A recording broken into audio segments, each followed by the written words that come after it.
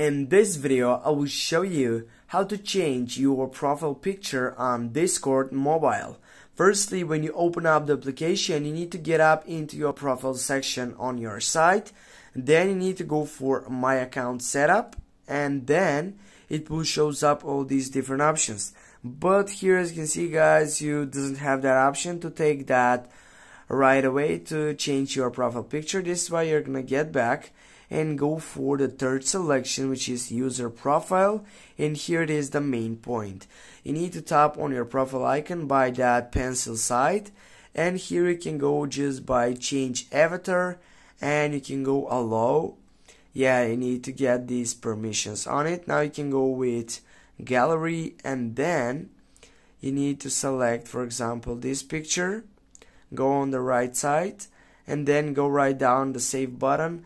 And now, guys, as you can see, I have changed my profile picture on Discord.